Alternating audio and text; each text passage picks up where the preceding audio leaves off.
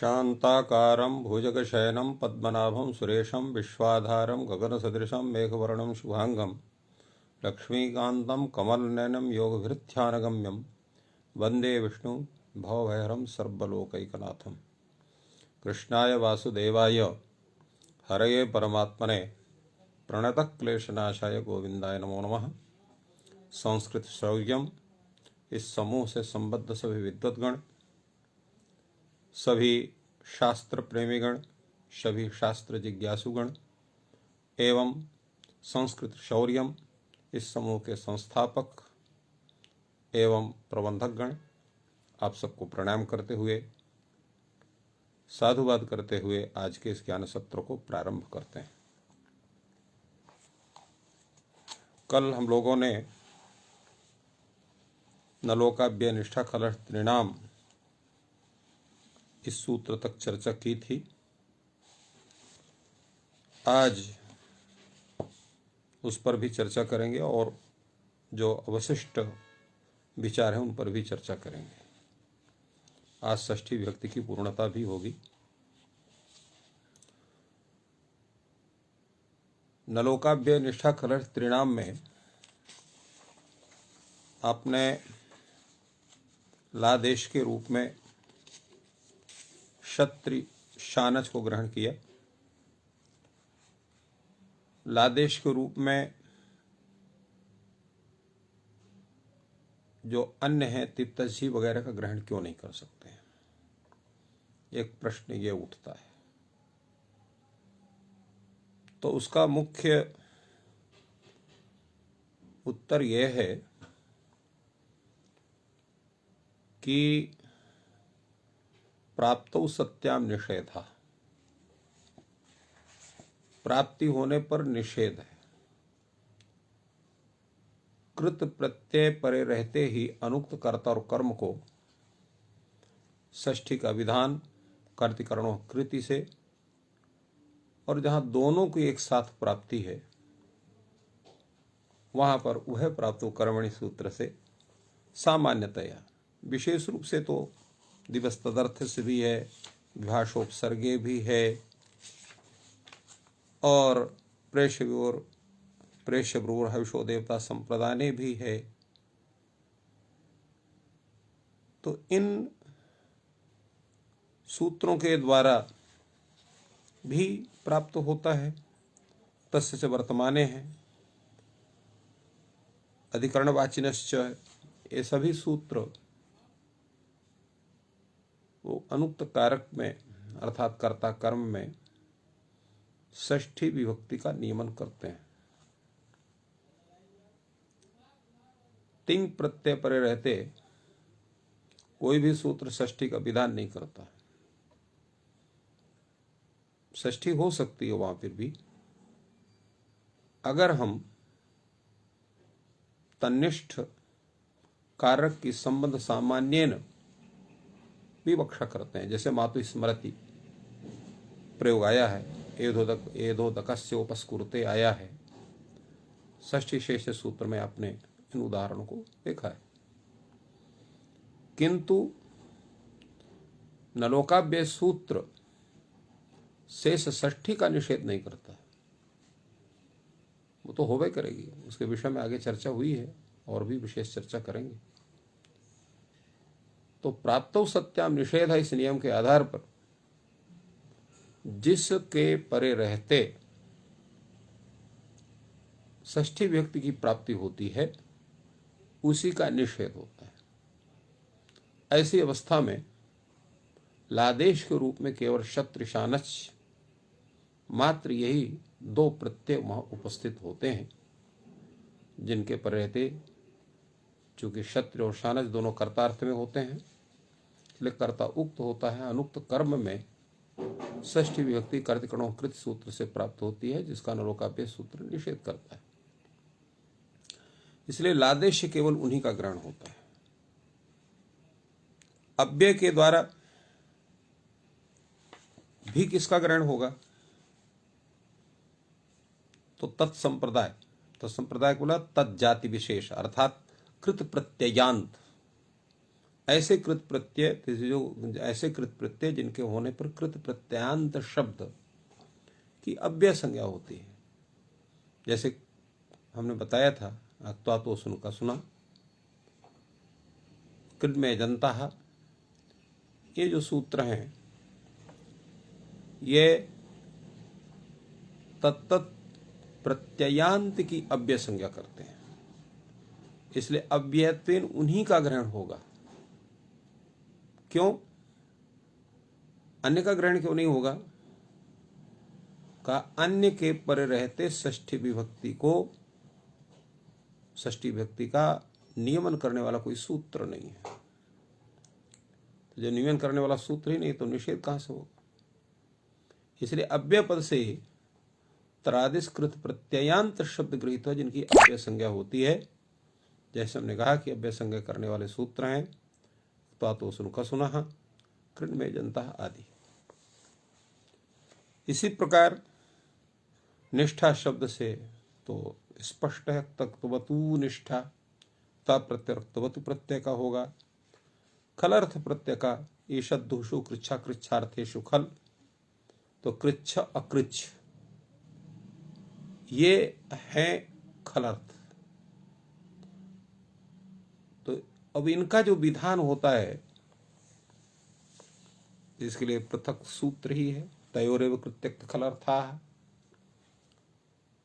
ता प्रत्यय और खलर्थ प्रत्यय और कृत्य प्रत्यय, इनका कर्म और भाव में ही विधान होगा। अर्थात अगर सकर्मक धातु है तो कर्म अर्थ में इन प्रत्ययों का नियमन, इन प्रत्ययों का विधान होगा। यदि धातु अकर्मक है तो उनसे भाव अर्थ में इन प्रत्ययों नाम कृत्य प्रत्ययों का, ता प्रत्यय का और खलर्थ प्रत्यय का है। इसलिए कृच्छ अकृच्छ यह मुख्य अर्थ खलर्थ का होता है। तो उस अर्थ में विहित जितने प्रत्यय हैं सब खलर्थ प्रत्यय कहे जाएंगे। और तृण के विषय में जैसे बतलाया गया कि तृण ये प्रत्याहार माना जाता है। लटा क्षत्रिशान जवाब प्रथमा समानाधिकरणे, इस सूत्र के त्रि शब्द से आरब्ध होकर के और तृण प्रत्यय विधायक जो सूत्र है वहां तक इसकी स्थिति होती है। तो तृण प्रत्यय विधायक जो सूत्र होगा वो आपका तृणीय सूत्र ही है। जैसे तृण प्रत्यय का विधान होता है तो उसके नकार तक ये तृण प्रत्यय माना जाता है, जिसके अंतर्गत आपका क्षत्रिशानच प्रत्यय भी है और साथ में चानस प्रत्यय भी है और तृण प्रत्यय है ही है। तो इन सभी प्रत्ययों के परे रहते तादिश प्रत्ययांत का जो कर्ता है या कर्म है, अनुक्त कर्ता या कर्म होना चाहिए। तो ये जितने प्रत्यय हैं, चाहे चानस प्रत्यय हो, चाहे शानन प्रत्यय हो, चाहे क्षत्रि प्रत्यय हो, चाहे तृण प्रत्यय हो, तो शानन, चानस, शानच, क्षत्रि और तृण ये सभी के सभी प्रत्यय कर्ता अर्थ में ही होते हैं। इसलिए इन प्रत्ययों के इन प्रत्ययों से इन प्रत्ययों का विधान होगा। तत्प्रत्ययांत जो कृदंत है उसके योग में, उसका योग क्या, उसका जो यहाँ पर केवल कर्म ही अनुक्त के रूप में उपस्थित होगा। तो कर्म में ही षष्ठी विभक्ति की प्राप्ति होगी कर्तिकरणों कृति सूत्र से, जिसका निषेध यह सूत्र करता है। तो ये सूत्र का एक पूरा स्वरूप है जिसके विषय में हम लोगों ने चर्चा की अभी तक। और एक वार्तिक कार का वार्तिक भी यहाँ पर है, द्विषः शत्रुवा। ये वार्तिक ये प्राप्त विभाषा है। यहाँ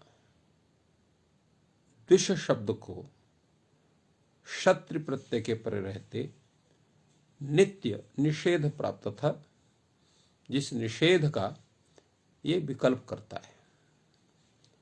तो इसलिए निषेध का विकल्प, तो नित्य निषेध प्राप्ति का विकल्प, क्योंकि नलोकाभ्य निष्ठा खलत त्रिनाम से क्षत्रि प्रत्ययांत के परे रहते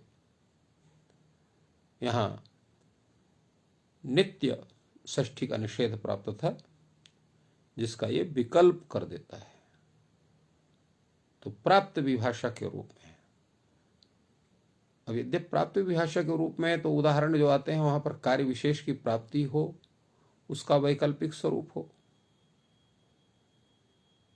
तो यहां पर तो निषेध नित्य प्राप्त है।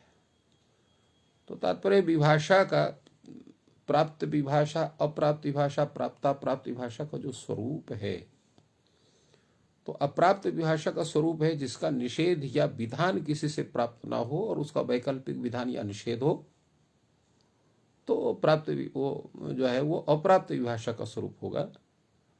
और जहां पर नित्य प्राप्ति हो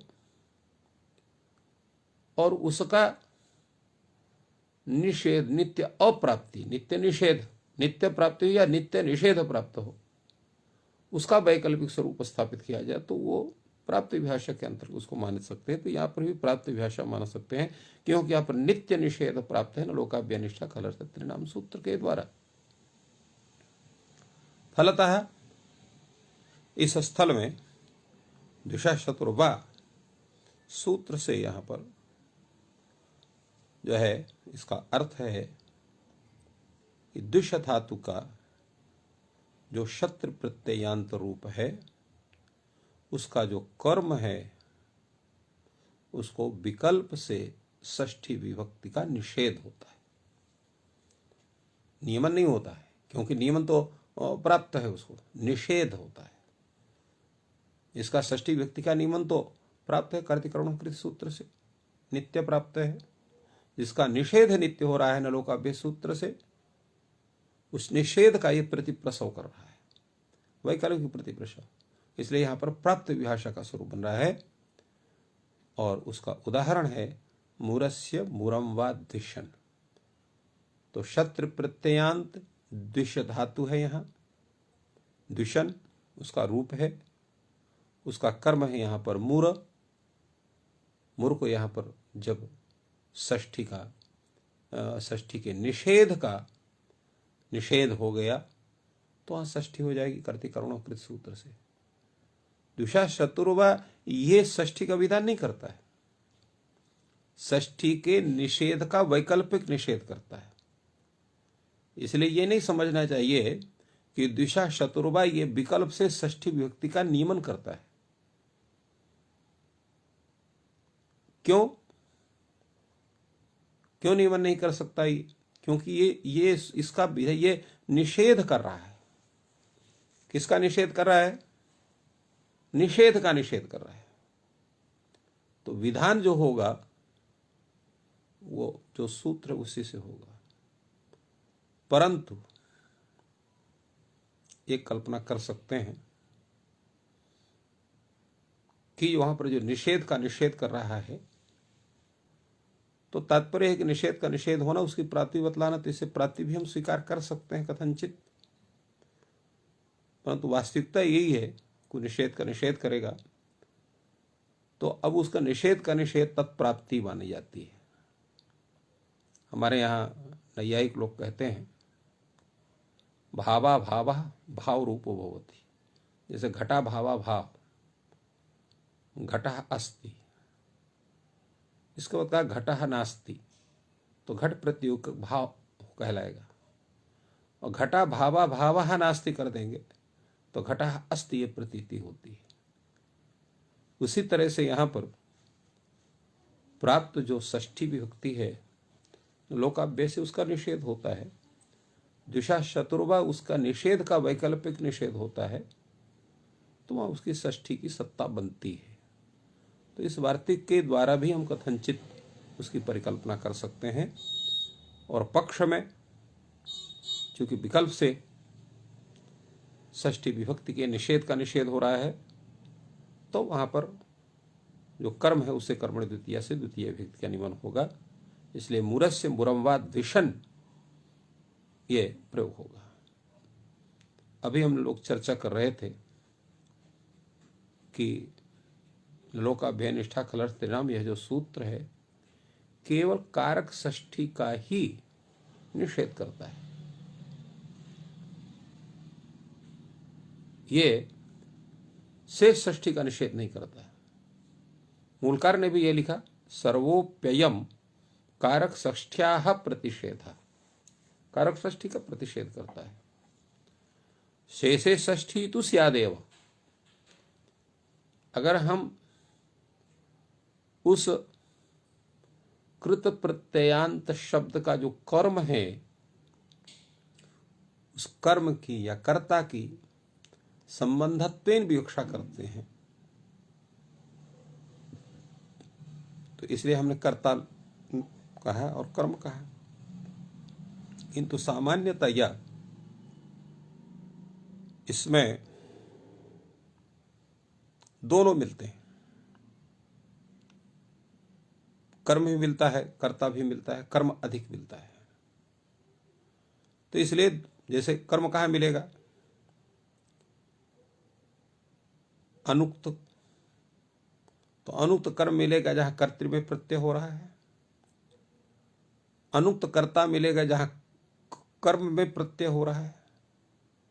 जैसे निष्ठा अर्थात अक्ता प्रत्यय है, वो कर्म विधान हो रहा है उसका सकर्मक धातु से, इसलिए वहां कर्म अनुक्त होता है। जैसे विष्णु ना हता दैत्याः, यहां पर कर्म उक्त हो रहा है, कर्ता अनुक्त हो रहा है। किंतु अन्यत्र जो है, जैसे जगत सृष्टवा में यहां पर कर्ता और कर्म दोनों अनुक्त हो रहे हैं, क्योंकि यहां पर त्वा प्रत्यय जो है भाव अर्थ में हो रहा है। तो इस तरह से दोनों का स्वरूप बनता है। तो इसलिए दोनों स्थलों में अर्थात कर्ता में अथवा कर्म में उसके कर्तृत्व को, कर्मत्व को जब संबंधत्व विवक्षा करेंगे तो वहां पर षष्ठी विभक्ति का नियमन होगा। जैसे ब्राह्मणस्य कुर्वन्, तो ब्राह्मणस्य कुर्वन् में ब्राह्मण जो है वो कर्म है, क्षत्रि प्रत्यांत कुर्वन् इस क्रिया का, क्षत्रि प्रत्यांत कृदंत कुर्वन् इस क्रिया का कर्म है ब्राह्मण, वो अनुक्त है। कुर्वन् में चूंकि यहां पर क्षत्रि प्रत्यय कर्तार्थ में कर्ता उक्त है, इसलिए ब्राह्मण निष्ठ कर्म की संबंधत्व विवक्षा होने के कारण यहां पर षष्ठी व्यक्ति होती है। उसका निषेध लोकाभ्याय सूत्र नहीं कर सकता, क्योंकि वो कारक षष्ठी का ही निषेध करता है। इसी प्रकार नरकस्य जिष्णु, नरक भी यहां पर कर्म है। जिष्णु में यहां पर नरकस्य जिष्णु, जीधा से यहां पर श्नुच प्रत्यय हुआ, जिष्णु श्नुच, श्नुच प्रत्यय भी होता है, श्नुच प्रत्यय होते हैं, श्नुच प्रत्यय हुआ जीधा से, जिष्णु बना। ये भी जो प्रत्यय है ये भी कर्ता अर्थ में है। तो कर्म जो नरक है वो अनुक्त है, और उससे प्राप्त जो षष्ठी है उसका लोकाभ्याय निष्ठा खलर्थ परिणाम से निषेध होगा।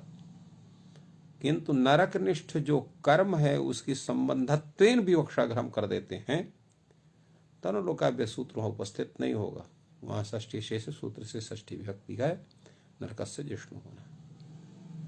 तो ये इतनी चीजों का विचार यहां पर हुआ है। अगला जो हम लोगों का विचार है वो दूसरा सूत्र है, ये भी षष्ठी का निषेध करने वाला है। अकेनोर भविष्यदाध मर्ण्यो हो, अक से यहां पर प्रयोग होता है ड़ौल प्रत्यय का, और इन से दोनों अर्थ गृहीत करे जाएंगे। अर्थात इन प्रत्यय का भी ग्रहण हो सकता है और ऋणी प्रत्यय का ग्रहण, और दोनों क्यों ग्रहण होगा? तो सामान्य दोनों का ग्रहण होता है, क्योंकि निरनुबंधक जो है और सानुबंध, तो अनुबंध का लोप होने पर भी वहां पर इनका ही स्वरूप उपस्थित यहां पर होता है। तो यहां जो ड़ौल प्रत्यय है वो किस अर्थ में लिया जाएगा? तो उसका इन्होंने वृत्ति में भविष्यति अकस्य।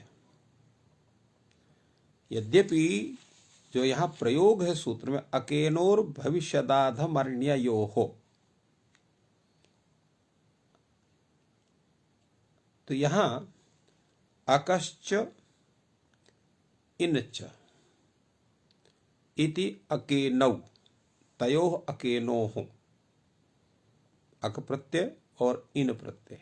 अक ये चूंकि अकारांत है, रउल त्रिचौ से अक होता है, अकारांत होता है, इसलिए अकश्च और इनच, इनमें नांत होता है, इनी प्रत्यय होगा या णिनी प्रत्यय होगा, तो इनच इनश्च नहीं होगा, तो अकश्च इनच इति अकेनौ तयोः अकेनोः, और भविष्यच्च आधमर्ण्यम च इति भविष्यदाधमर्ण्ये तयोः भविष्यदाधमर्ण्ययोः। अब देखिए यहां स्थिति क्या है कि भविष्यत और आधमर्ण्य अर्थ है, दो अर्थ है, प्रत्यय भी यहां पर दो हैं, अक और इन है। यथा संख्य मनुदेशा समानाम सूत्र लग सकता है, अर्थात भविष्यत अर्थ में अक, आधे अमर्ण अर्थ में जहां पर इन हो, तादृश प्रत्ययांत के प्रयोग में जो कर्म है उसकी प्राप्त जो षष्ठी है उसका निषेध होता है, यह अर्थ होना चाहिए।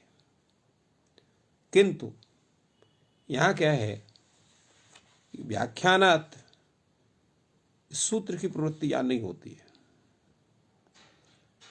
क्यों? भाष्यकार ने ऐसा स्वीकार किया है। दूसरे क्या है कि अगर ऐसा नहीं है तो अक और इन का दोनों के साथ संबंध होना चाहिए, भविष्यत के साथ में, आधमर्ण के साथ में भी। तो भविष्यति अकस्य भविष्यत आधमर्ण्यार्थ भविष्यदाधमर्ण्यार्थेनश्च, ये ऐसा क्यों लिखा इन्होंने कि भविष्यत अर्थ में जो अक प्रत्यय तदंत जो शब्द, भविष्यत और आधमर्ण अर्थ में विहित जो इन प्रत्यय तदंत जो शब्द, उसके कर्म में प्राप्त जो षष्ठी है उसका निषेध होता है। यह अर्थ क्यों किया गया? ये प्रश्न उठता है। उसका जो है समाधान है कि आधमर्ण अर्थ में अक प्रत्यय विधायक कोई सूत्र है ही नहीं।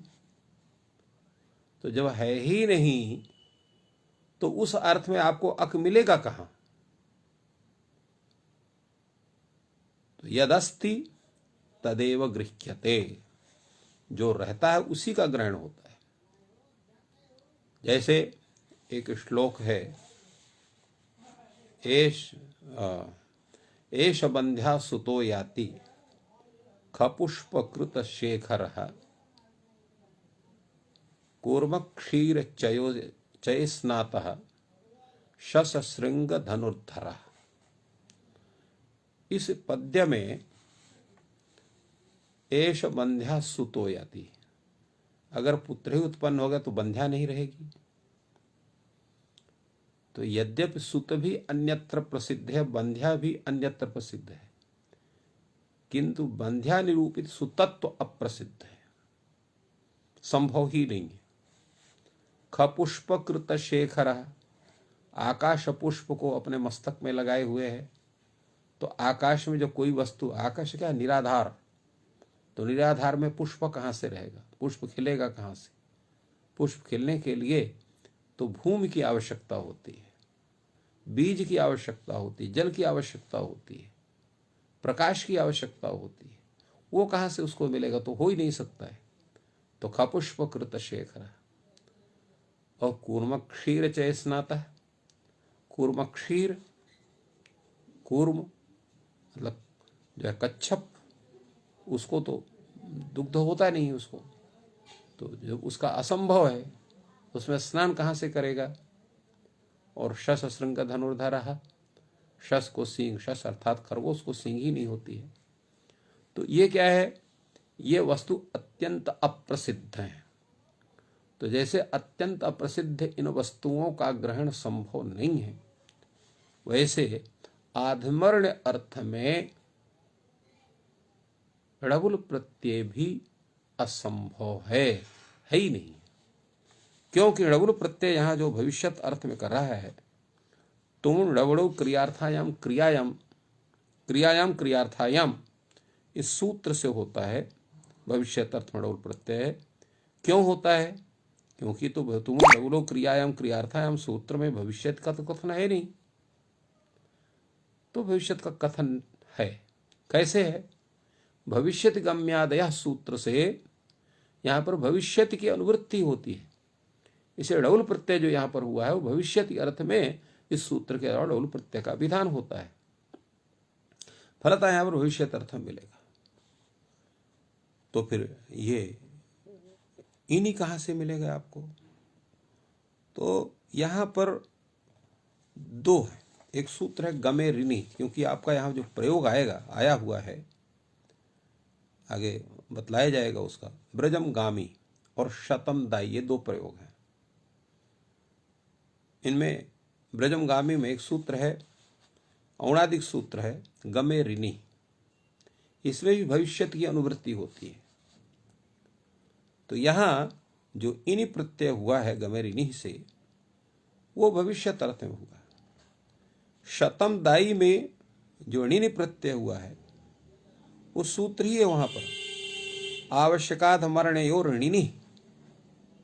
तो आधमरण अर्थ में यहां पर ऋणी प्रत्यय होता है। आधमरण शब्द की व्याख्या हम आप सबको बतलाए थे।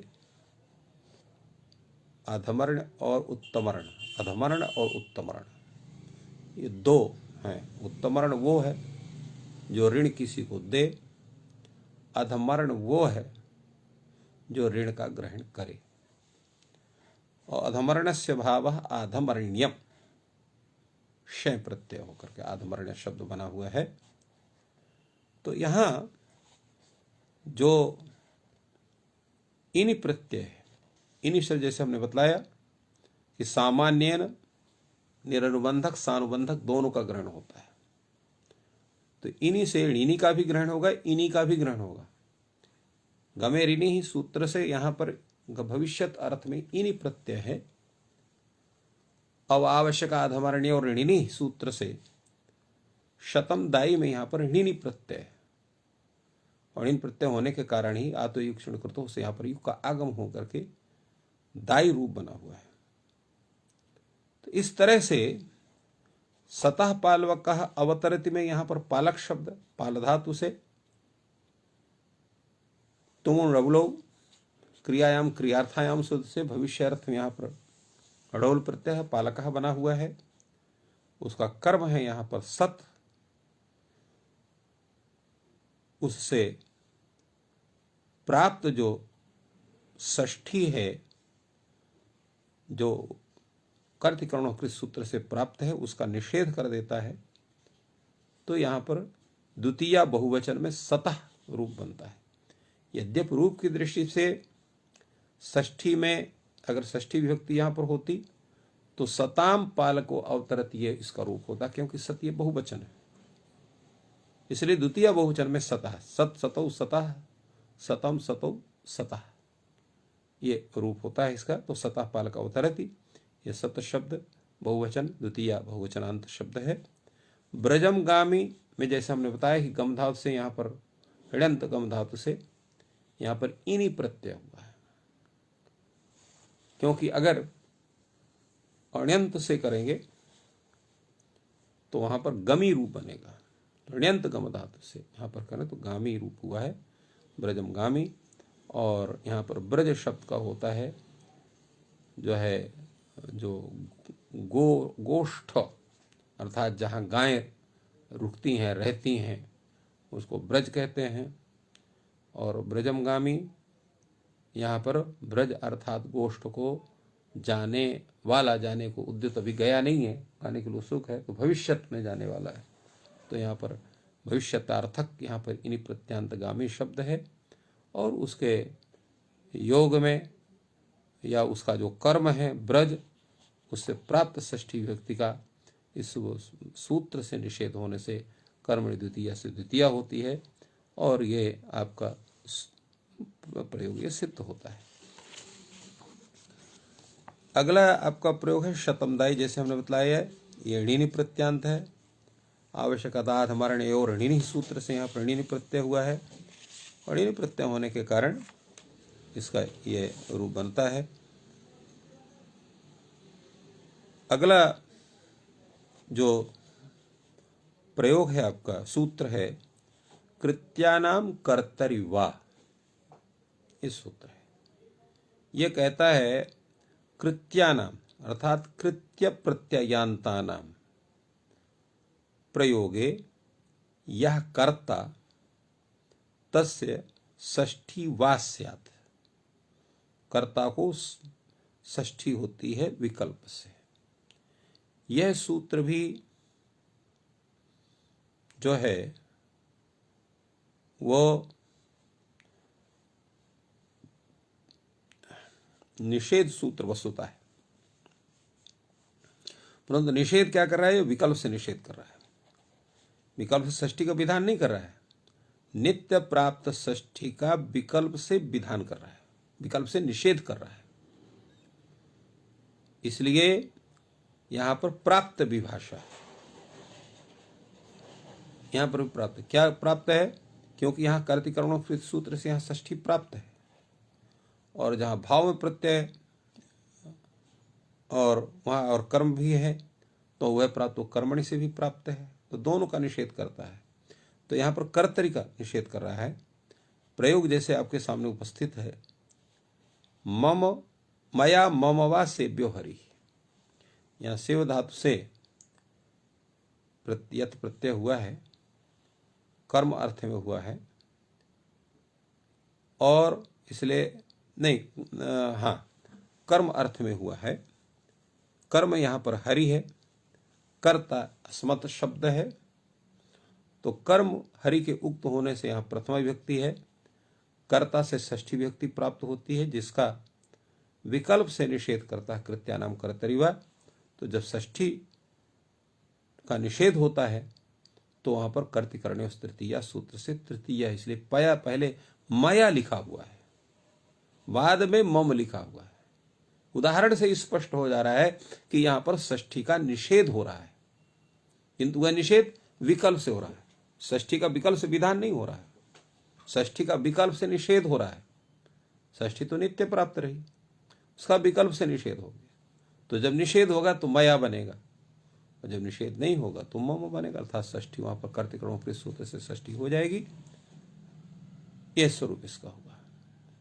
यहां पर मूलकार कहते हैं भाष्यकार के अनुसार कि कृत्यानाम कर्तरि वा, इसमें हम दो योग करेंगे, एक कर्तरि योग करेंगे, एक कृत्यानाम एक योग करेंगे, दूसरा कर्तरि वा योग करेंगे।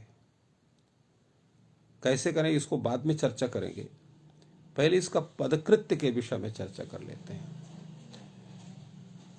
यहां पर सूत्रकार लिखा कृत्यानाम कर्तरि वा, कृत्य प्रत्ययांत के प्रयोग में जो कर्ता है उससे विकल्प में षष्ठी का निषेध होता है।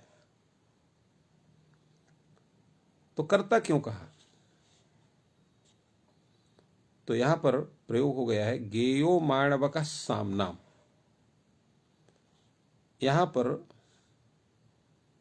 कई शब्दे धातु है, उससे भव्यगेय सूत्र से निपातनात् गई धातु से यहां पर यत प्रत्यय का विधान होकर के गेय यह रूप बनता है।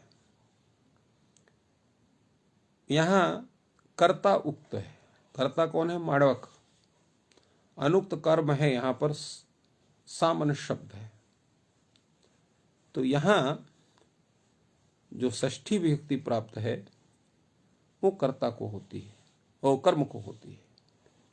तो अगर हम यहां कृत्यानाम कर्तरि सूत्र में कर्तरि ग्रहण नहीं करते, कृत्यानाम वा ऐसा कर देते, तो कर्म में प्राप्त जो षष्ठी है उसका भी निषेध कर देता। तो सामनाम में यहां पर क्या हो जाता, यहां पर षष्ठी विभक्ति ना होकर के षष्ठी विभक्ति का निषेध होने से यहाँ द्वितीय विभक्ति हो जाती, गेयः माणवकः सामानी, ऐसा हो जाता। तो ये कारण, इस कारण से यहाँ पर इन्होंने कर्तरि शब्द का प्रयोग किया।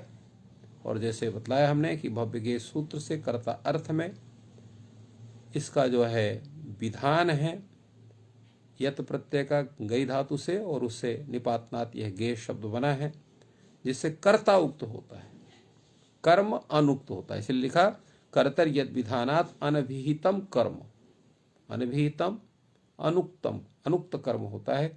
अनुक्त कर्म होने से यहाँ पर द्वितीय विभक्ति की प्राप्ति होती है और उसका निषेध, उसको द्वितीय विभक्ति का वहाँ कृत प्रत्यांत के योग में जो अनुक्त कर्म है उससे षष्ठी विभक्ति होती है। आपका सूत्र है कर्तिकर्णो कृति। अब यहाँ जो योग विभाग की चर्चा हुई थी, तो योग विभाग करने की आवश्यकता क्यों पड़ी? तो योग विभाग की चर्चा इसलिए हुई कि जब हम यहाँ पर दो योग कर देते हैं, कृत्यानाम एक कर्तरिवा, तो कृत्यानाम इस योग में उभय प्राप्तौ कर्मणि जो सूत्र है उसकी अनुवृत्ति होगी और नलो का व्यनिष्ठा कलर्थ नाम से नौ की अनुवृत्ति होगी। अर्थ क्या हो जाएगा? कृत्य प्रत्ययांत के योग में कर्ता और कर्म से प्राप्त जो षष्ठी है उसका निषेध होता है। फिर से सुन लें, कृत्य प्रत्ययांत के योग में विद्यमान जो कर्ता और कर्म, उसमें जो प्राप्त षष्ठी है उसका विकल्प से निषेध हो, उसका निषेध होता है, विकल्प से नहीं, पूर्ण निषेध होता है। तो प्रयोग कौन बनेगा इसका? नेतव्याः ब्रजम गावः कृष्णेन, ये प्रयोग उसका बनेगा। यहां पर णी प्रापणे धातु से यहां पर तव्यत प्रत्यय का विधान हुआ है और यहां पर दो कर्म है। एक कर्म है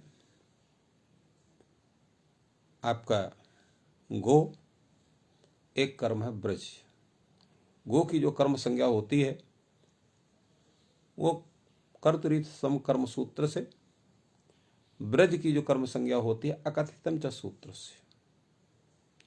तो इसलिए यहां पर जो तव्यत प्रत्यय हुआ है, तो गौणे कर्मणि दुह्यादेः प्रधाने नीहि कृष्वहाम, गौण कर्म कौन है, प्रधान कर्म कौन है? तो सामान्य रूप से यह समझना चाहिए कर्तुरी सतमम कर्म सूत्र से भीत जो कर्म है वो प्रधान है, अकथितम च सूत्र से विहित जो कर्म है वह अप्रधान है, गौड़ है। तो प्रधाने नीहि कृष्वहाम, इस नियम के आधार पर यहां जो तव्यत प्रत्यय होगा वो प्रधान कर्म में होगा। इसलिए प्रधान कर्म में होने के कारण जो प्रधान कर्म गो है वो उक्त होगा। तो उक्ते कर्मणि प्रथमा, वहां पर प्रथमा विभक्ति होगी, इसलिए वहां पर गावः बन गया उसका। नेतव्या बहुवचन है, इसलिए उसका जो कर्म है जो उक्त हुआ है वो गावः ऐसा बनेगा, बहुवचन का बनेगा। जो गौड़ कर्म है ब्रज वो अनुक्त है, कर्ता जो है वो भी अनुक्त है। तो इस स्थल में कर्ता से भी षष्ठी की प्राप्ति है, वह प्राप्तो कर्मणि सूत्र से, और कर्म में कर्तिकर्णो कृति सूत्र से। उसको बात करके यहां पर वह प्राप्तो कर्मणि सूत्र से जो कर्म ब्रज है उसमें षष्ठी विभक्ति की प्राप्ति होगी, जिसका निषेध ये कृत्यानाम, यह जो योग है उसके द्वारा होगा। अन्यथा यहां पर निषेध करने वाला कोई सूत्र नहीं है, वहां पर षष्ठी का विधान हो ही जाएगा। क्योंकि किसी सूत्र से, क्योंकि यहां पर लिखा कर्तरिवा, तो कर्ता में तो नहीं होगा, कर्ता में विकल्प से होगा, अन्यत्र नित्य होगा। तो इस स्तर की स्थिति